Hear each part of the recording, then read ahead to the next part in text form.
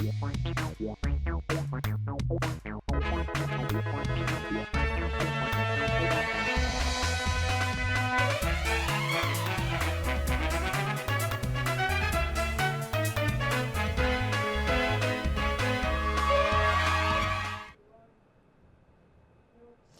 मेरा नाम है श्रुति जोशी। आप देख रहे हैं राष्ट्रीय समाचार। आइए नजर डालते हैं आज की हेडलाइंस पर। राज्यसभा में पीएम मोदी का बड़ा बयान, युवाओं और ट्रेड डील्स के विकसित भारत की तेज रफ्तार, हंगामे के बीच विपक्ष का वॉकआउट। राज्यसभा में जबरदस्त हंगामा, नड्डा का राहुल गांधी पर तीखा हमला, खड़गे का पलटवार, सत्ता और विपक्ष आमने सामने। योगी सरकार का बड़ा दावा, एमएसएमई सेक्टर को मिली नई दिशा और रफ्तार, कारीगरों को 5 लाख रुपए तक का सुरक्षा बीमा। 2027 जनगणना की तैयारियां तेज, आईएएस रश्मि कमल बनी संचालन निदेशक, जनगणना और नागरिक पंजीकरण की कमान संभालेंगी। मेक इन इंडिया को बड़ी मजबूती, स्वदेशी तकनीकी से बना जहाज अमूल्य इंडियन कोस्ट गार्ड के बड़े में हुआ शामिल। आपको बड़े विस्तार से। प्रधानमंत्री नरेंद्र मोदी ने राज्यसभा में राष्ट्रपति के अभिभाषण पर धन्यवाद प्रस्ताव का जवाब देते हुए कहा कि भारत तेजी से वैश्विक स्तर पर अपनी व्यापारिक और रणनीतिक स्थिति मजबूत कर रहा है। उनके भाषण के दौरान विपक्षी सांसदों ने लगातार हंगामा किया, जिस पर पीएम ने चुटकी लेते हुए अध्यक्ष से कहा कि खड़गे जी को सीट पर बैठकर ही नारेबाजी की अनुमति दे दी जाए। उन्होंने विपक्ष पर निशाना साधते हुए कहा कि जो लोग आज चले गए हैं उन्हें कभी ना कभी जवाब देना होगा कि उनके समय में भारत की ऐसी स्थिति क्यों थी कि दुनिया के देश डील करने से कतराते थे। पीएम मोदी ने बताया कि हाल के समय में भारत ने 9 प्रमुख देशों के साथ ट्रेड डील साइन की है और यूरोपीय संघ सहित 27 देशों के समूह के साथ भी बड़ा व्यापारिक डील हुई है। आदरणीय सभापति जी, आज पूरा विश्व ग्लोबल साउथ की चर्चा करता है, लेकिन उस चर्चा के सूत्रधार के रूप में आज भारत वैश्विक मंचों पर ग्लोबल साउथ की बुलंद आवाज बन गया है।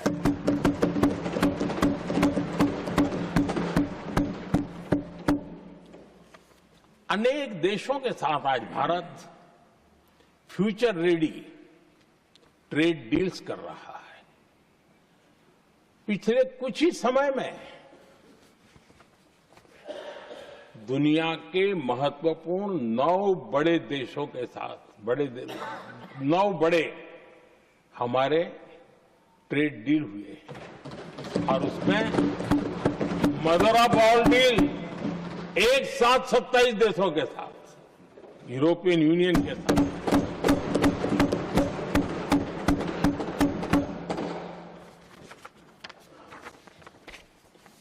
जो लोग थक गए,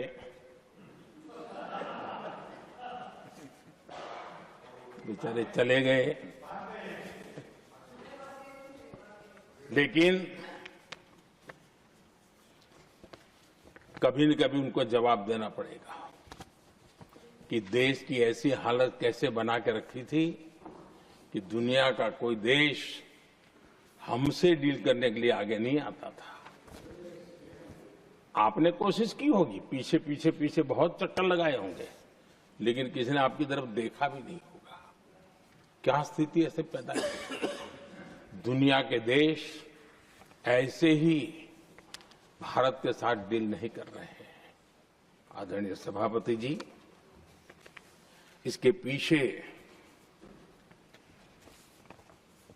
सबसे बड़ी बात, डेवलप कंट्रीज एक डेवलपिंग कंट्री के साथ डील करता है ना, वो अपने आप में भी अर्थ जगत के लिए बहुत बड़ा है। और मेरे राज्यसभा में कल की कार्यवाही हंगामे से ही शुरू हुई। इस दौरान सदन में जेपी नड्डा और मल्लिकार्जुन खड़गे आमने सामने आ गए। एक तरफ नड्डा ने राहुल गांधी पर हमला बोलते हुए मल्लिकार्जुन खड़गे से कहा कि आप अपनी पार्टी को अबोध बालक का बंधक मत बनाइए, लोकसभा की बात राज्यसभा में मत करिए, कांग्रेस पार्टी को अहंकार से बचना चाहिए। तो वहीं दूसरी ओर मल्लिकार्जुन खड़गे ने हमला बोलते हुए कहा कि राज्यसभा में बोलते हुए एलओपी मल्लिकार्जुन खड़गे ने कहा, संसद का मतलब लोकसभा और राज्यसभा है। लोकसभा में एलओपी देश के हितों पर बोलना चाहते थे, लेकिन उन्हें बोलने नहीं दिया गया। आप इस तरह से सदन कैसे चला सकते हैं? खड़गे ने यह भी कहा कि 4 दिन से लोकसभा नहीं चल रही क्योंकि नेता विपक्ष को बोलने नहीं दिया जा रहा है। दोनों सदन के मिलने से ही पार्लियामेंट बनता है। लोकसभा और राज्यसभा दोनों ही सांसद के स्तंभ है। एक अच्छे माहौल में और डेमोक्रेसी खतरे में है और ये इस तरह की बातचीत करना यह बिल्कुल गलत है और इसका मैं खंडन करता हूं, पुरजोर खंडन करता हूं।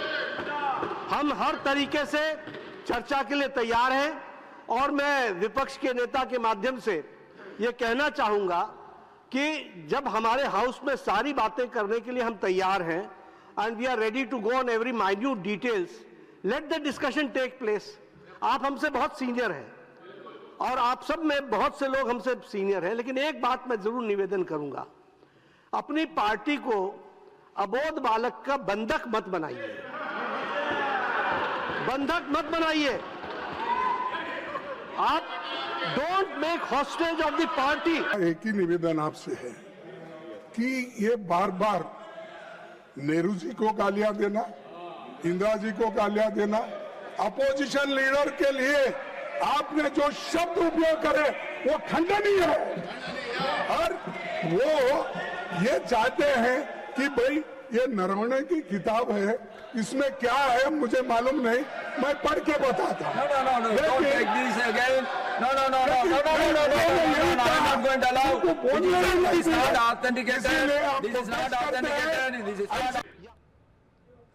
उत्तर प्रदेश के मुख्यमंत्री योगी आदित्यनाथ ने राज्य में एमएसएमई सेक्टर को लेकर सरकार की उपलब्धियों को गिनाया। उन्होंने कहा कि जब सरकार की नीयत साफ होती है तो उसके परिणाम भी साफ दिखाई देते हैं। मुख्यमंत्री ने बताया कि पहले उत्तर प्रदेश में एमएसएमई सेक्टर की स्थिति बेहद खराब थी, कारीगर हताश थे और बड़े पैमाने पर पलायन हो रहा था, लेकिन उनकी सरकार ने इस सेक्टर को प्रोत्साहन देकर नई दिशा दी। योगी आदित्यनाथ ने कहा कि 1 डिस्ट्रिक्ट 1 प्रोडक्ट योजना के जरिए स्थानीय उद्योगों को बढ़ावा दिया जाएगा और आज उत्तर प्रदेश देश का पहला राज्य बन गया है जहां एमएसएमई सेक्टर से जुड़े लोगों को 5 लाख रुपए तक का सुरक्षा बीमा कवर दिया जा रहा है। नियत साफ हो तो उसके परिणाम भी स्पष्ट दिखाई देते हैं। एमएसएमई सेक्टर की क्या स्थिति थी? यूपी के अंदर पलायन कर चुके थे, हस्तशिल्पी निराश था, कारीगर हताश था, एमएसएमई सेक्टर बंदी के कगार पर था, वीरानी थी। सरकार ने उसको थोड़ा सा प्रोत्साहन दिया। 1 डिस्ट्रिक्ट 1 प्रोडक्ट के रूप में हमने यूपी के अंदर उसको प्रोत्साहित किया। आज यूपी के अंदर, यूपी देश का पहला राज्य है जो अपने यहां एमएसएमई सेक्टर को 5 लाख रुपए की सुरक्षा बीमा का कवर देता है। 96 लाख एमएसएमई यूनिट यूपी के अंदर कार्य कर रहे हैं। 3 करोड़ परिवार आजीविका के लिए इसी सेक्टर पर निर्भर कर रहा है, क्योंकि ये तब संभव हो पाया जब सरकार ने उसकी ब्रांडिंग की 1 डिस्ट्रिक्ट 1 प्रोडक्ट के रूप में। गृह मंत्रालय के आदेश के अनुसार पश्चिम बंगाल कैडर की 2006 बैच की आईएएस अधिकारी रश्मि कमल को जनगणना संचालन निदेशक और नागरिक पंजीकरण निदेशक के रूप में नियुक्त किया गया है। राष्ट्रपति द्रौपदी मुर्मू की मंजूरी के बाद जारी आदेश में कहा गया कि वह 14 जनवरी 2026 से कोलकाता मुख्यालय से कार्यभार संभालेंगी और केंद्रीय स्टाफिंग योजना के तहत 3 वर्ष या अगले आदेश तक सेंट्रल डेप्यूटेशन पर रहेंगी। करीब 2 दशक के प्रशासनिक अनुभव वाली रश्मि कमल राज्य में जनगणना और नागरिक पंजीकरण से जुड़ी सभी प्रक्रियाओं की निगरानी करेंगी। एमबीबीएस और पीजी डिग्रीधारी रश्मि हिंदी, अंग्रेजी और बंगाली की जानकार हैं तथा पश्चिमांचल उन्नयन विभाग में सचिव भी रह चुकी हैं। वह 2024 लोकसभा चुनाव के दौरान कोलकाता दक्षिण की रिटर्निंग ऑफिसर पद से हटाए जाने को लेकर चर्चा में आई थी। आगामी जनगणना 2027 2 चरणों में होगी, जिसमें पहला हाउस लिस्टिंग ऑपरेशन 1 अप्रैल से शुरू होगा और दूसरे चरण में जनसंख्या से जुड़ा विस्तृत सामाजिक, आर्थिक व जनसंख्यायिक डेटा जुटाया जाएगा।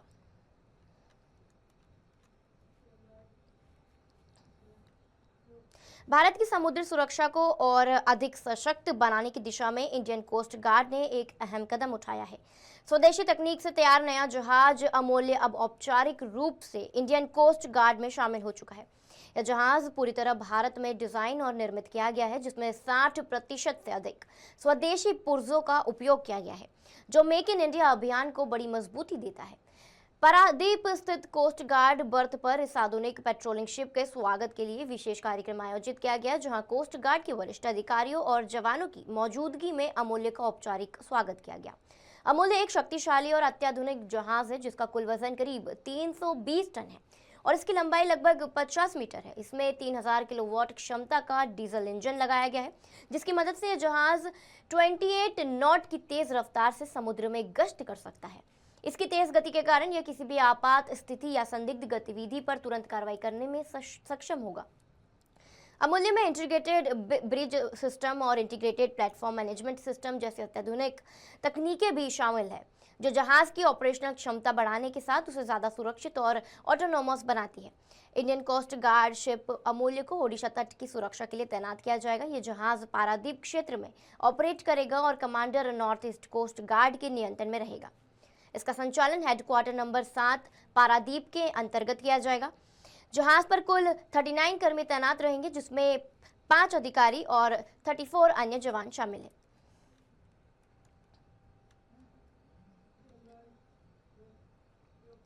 भारत अमेरिका ट्रेड डील को लेकर शिवसेना सांसद प्रियंका चतुर्वेदी ने तीखी प्रतिक्रिया दी है। उन्होंने कहा कि प्रस्तावित समझौते के तहत भारत को अमेरिका में निर्यात पर 18% टैक्स देना पड़ेगा, जबकि अमेरिका को भारत में निर्यात पर 0 टैक्स का लाभ मिलेगा। प्रियंका चतुर्वेदी ने कहा कि किसी भी व्यापार समझौते को समान शर्तों पर होना चाहिए, लेकिन यह डील असमान और अनुचित है। उन्होंने आरोप लगाया कि यह समझौता डोनाल्ड ट्रंप के निर्देशों के अनुरूप किया जा रहा है। % टैरिफ के गुड्स हमारे जाएंगे, 0% टैरिफ पे इनके आएंगे। आपने सारे ही जो मार्केट है, 1.4 बिलियन का देश है हमारा, आपने पूरा का पूरा मार्केट उनके हाथ में कर दिया है और उनके मार्केट का एक्सेस पे पहले हमें 18% टैरिफ देना पड़ेगा, तभी हमें एक्सेसिबल होगा और जनता के लिए वो अनअफोर्डेबल होगा। तो जो वायबिलिटी है एक प्रोडक्ट की, वो उसी में ख़त्म हो जाती है। फिर आप वहाँ से कहा जा रहा है कि आप रशिया से तेल नहीं खरीदेंगे। ईरान के बारे में उन्होंने जिस दिन बजट डे था उसी सवेरे उन्होंने बोला था। चबाहार पोर्ट से हम वैसे ही हट गए हैं, पीछे हट गए हैं। तो दिखा रहा है कि आप किस तरीके से झुकने को तैयार है एक ट्रेड डील के नाम पे। और जो भी ट्रेड डील हो, मैं लगातार कह रही हूँ, ये डील इक्वल टर्म्स पे होनी चाहिए। ये अनइक्वल है, अनजस्टिफाइड है और डोनाल्ड ट्रंप के हिसाब से उनके ऑर्डर के अनुसार की जा रही है। यूरोपीय संघ और अमेरिका के साथ बड़ी ट्रेड डील्स के बाद भारत अब एक और अहम व्यापार समझौते की दिशा में आगे बढ़ रहा है। प्रधानमंत्री नरेंद्र मोदी 7 से 8 तारीख को मलेशिया दौरे पर जाएंगे, जहां उनकी वार्ता में ASEAN भारत व्यापार समझौते की समीक्षा प्रमुख एजेंडा रहेगी। हाल ही में EU के साथ हुई फ्री ट्रेड एग्रीमेंट को मदर ऑफ ऑल डील और अमेरिका के साथ टैरिफ राहत समझौते को फादर ऑफ ऑल डील कहा जा रहा है, जिनसे भारतीय निर्यात और मैन्युफैक्चरिंग सेक्टर को बढ़ावा मिलने की उम्मीद है। मलेशिया दौरे के दौरान व्यापार, निवेश, डिजिटल, पब्लिक इंफ्रास्ट्रक्चर, सुरक्षा, समुद्री सहयोग और सप्लाई चेन मजबूत होगी। समीक्षा के जरिए बाजार पहुंच बढ़ाने, रूल्स ऑफ ओरिजिन सख्त करने और कस्टम प्रक्रियाएं सरल बनाने पर जोर रहेगा, ताकि एशियन के साथ बढ़ते ट्रेड डिफिसिट को संतुलित किया जाए।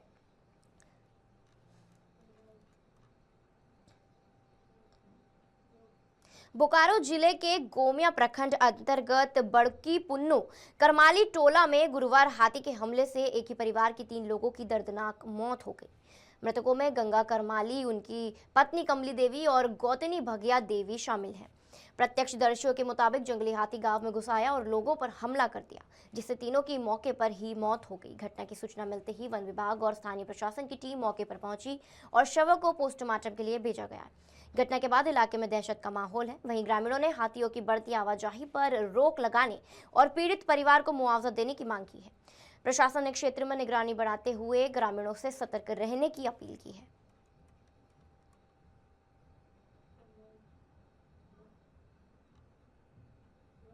उप मुख्यमंत्री केशव प्रसाद मौर्य ने केंद्रीय बजट को लेकर प्रेस कॉन्फ्रेंस में कई अहम बातें कही। उन्होंने कहा कि मनरेगा जैसी योजनाओं में लगभग 12 लाख करोड़ रुपए का गबन कांग्रेस सरकार से समय से हुआ है। उन्होंने बताया कि योजना का नाम बदलकर जी राम जी योजना रखने से देश में भ्रष्टाचार पर लगाम लगेगी। केशव प्रसाद ने कहा कि 2026-27 के बजट से देश को तत्काल लाभ मिलेगा और 2047 तक इंतजार करने की जरूरत नहीं पड़ेगी। उप मुख्यमंत्री ने जोर दिया कि पहले की सरकार वोट बैंक की राजनीति करती थी, लेकिन भाजपा सबका साथ सबका विकास के सिद्धांत पर काम कर रही है। उन्होंने कहा कि इस बार के बजट में यूपी में 4 लाख करोड़ से ज्यादा निवेश आएगा, जिससे युवाओं और स्वास्थ्य सुविधाओं में सुधार होगा।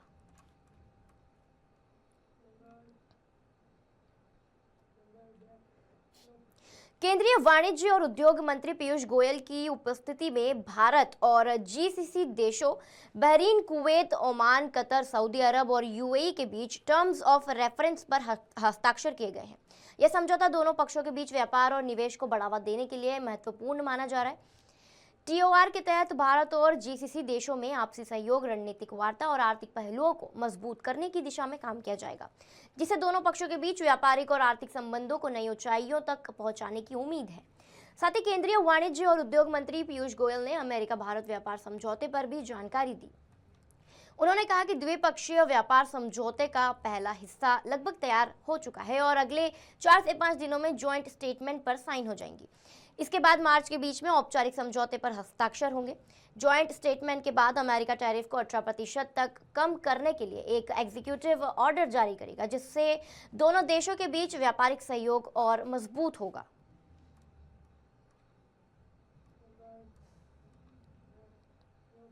हरियाणा के मुख्यमंत्री नायब सैनी ने कांग्रेस नेता राहुल गांधी द्वारा केंद्रीय मंत्री रवनीत बिट्टू के लिए गद्दार शब्द के इस्तेमाल पर प्रतिक्रिया दी है।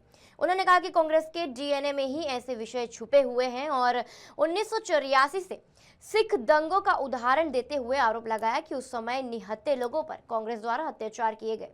नायब सैनी ने कहा कि उनकी सरकार ने उन दंगों में पीड़ितों को सम्मान देने का काम किया है और राहुल गांधी एवं कांग्रेस को इस मामले में माफी मांगनी चाहिए। उन्होंने इसे दुर्भाग्यपूर्ण घटना करार दिया। सुनिए उनका पूरा बयान। मैंने कहा है कि दुर्भाग्यपूर्ण है, इस प्रकार की बात उन्होंने माफी मांगनी चाहिए। वैसे तो उन्होंने 84 के दंगों की माफी आज तक नहीं मांगी है, इसके ऊपर तो क्या माफी मांगेंगे वो, ये क्योंकि इस प्रकार के शब्द और ऐसे जो पार्टी का मुखिया के तौर पे काम करता हो वो इस प्रकार की भाषा, उनकी सोच का पता लगता है कि उनकी सोच कैसी है और वो क्या सोचते हैं। सर, संसद चल नहीं रही है, इतने दिनों से लगातार हंगामा हो रहा है। देखिए ना, कांग्रेस के पास मुद्दा है ना, जो इंडी गठबंधन है उनके पास कोई विषय है, और वो लगातार आदरणीय मोदी जी के नेतृत्व में जो विकसित भारत गति से बढ़ रहा है उसको विपक्ष, मुझे ऐसा लगता है कि रोकने की कोशिश कर रहा है। गिरिडीह जिले के पिरटांड प्रखंड अंतर्गत हरलाडी ओपी क्षेत्र में 25 जनवरी की रात 2 नाबालिग आदिवासी बालिकाओं के साथ हुए सामूहिक दुष्कर्म के मामले का पुलिस ने सफल उद्भेदन किया है। इस मामले में पुलिस ने 4 अभियुक्तों को गिरफ्तार किया है, जबकि 4 विधि विरुद्ध किशोरों को निरुद्ध किया गया है। गिरफ्तार आरोपियों के पास से 7 मोबाइल फोन बरामद किए गए हैं। पुलिस अधीक्षक डॉक्टर विमल कुमार ने प्रेस वार्ता में बताया कि घटना की रात दोनों नाबालिग जतरा मेला देखकर घर लौट रही थी। इसी दौरान अज्ञात लोगों ने वारदात को अंजाम दिया। मामले की गंभीरता को देखते हुए सुकरा थाना में कांड दर्ज कर एसआईटी का गठन किया गया, जिसने मानवीय और तकनीकी साक्ष्यों के आधार पर कार्रवाई करते हुए 4 आरोपियों को गिरफ्तार किया। एक आरोपी फिलहाल फरार है, जिसकी गिरफ्तारी के लिए छापेमारी जारी है।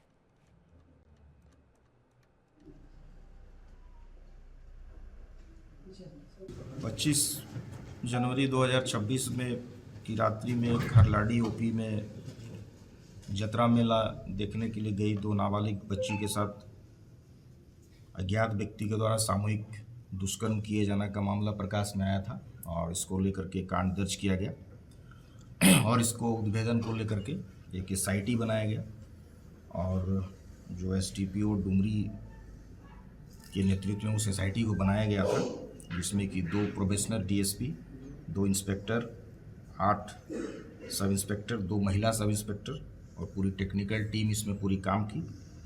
और इसमें हम लोगों ने डॉग स्क्वाड का भी मदद लिया, एफएसएल जो रांची की टीम है उसका भी मदद लिया, टेक्निकल टीम का मदद लिया और कई सारे एविडेंस कलेक्ट किया गया और जिसके बेसिस पे ह्यूमन इंट और टेक्निकल इंट के आधार पर जिन अभियुक्तों की इसमें संलिप्तता थी उसमें से कुल 8 अभियुक्तों में से 4 अभियुक्त जो कि बालिग हैं,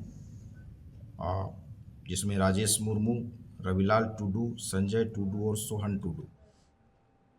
भारत अमेरिका ट्रेड डील को लेकर समाजवादी पार्टी की सांसद डिंपल यादव ने चिंता जताई है कि समझौते पर सरकार की तरफ से कोई स्पष्ट जानकारी नहीं दी गई है। उन्होंने कहा कि यह स्पष्ट नहीं है कि डील से हमारे किसानों के हित सुरक्षित रहेंगे या नहीं। इसके साथ ही डिंपल यादव ने लोकसभा में विपक्ष के नेता राहुल गांधी के संबंध में भी कहा कि जब कोई प्रकाशित किताब पेश की जा रही है तो उन्हें इसे करने देना चाहिए। उनका कहना था कि हर सांसद को संसद में अपनी बात रखने का पूरा हक है। क्लैरिटी गवर्नमेंट की तरफ से नहीं आई गई है कि जो 100 बिलियन डॉलर्स की जो कह रहे हैं कि विदेशी उत्पाद भारत में आएंगे, हमारे एग्रीकल्चर सेक्टर को किस तरह से ये चोट पहुंचाने का काम करेंगे, किस तरह हमारे डेयरी सेक्टर इससे आहत होगा, तो कोई क्लैरिटी गवर्नमेंट की तरफ से नहीं आ रही है। और मोर ओवर कि 0% टैरिफ पे ये प्रोडक्ट्स आएंगे हमारे मार्केट में, और जाहिर सी बात है 0% टैरिफ में आएंगे तो सस्ते होंगे, तो हमारे किसान और हमारे जो डेयरी प्रोड्यूसर्स हैं और जो हमारा जो मार्केट है वो कैसे इन प्रोडक्ट से कम्पीट करेगा। तो कोई क्लैरिफिकेशन गवर्नमेंट की तरफ से अभी तक नहीं आया है, कोई भी क्लैरिटी गवर्नमेंट की तरफ से नहीं आई गई है कि जो तो ये थी अब तक की ताज़ा खबरें, और खबरों के लिए बने रहिए हमारे साथ। धन्यवाद।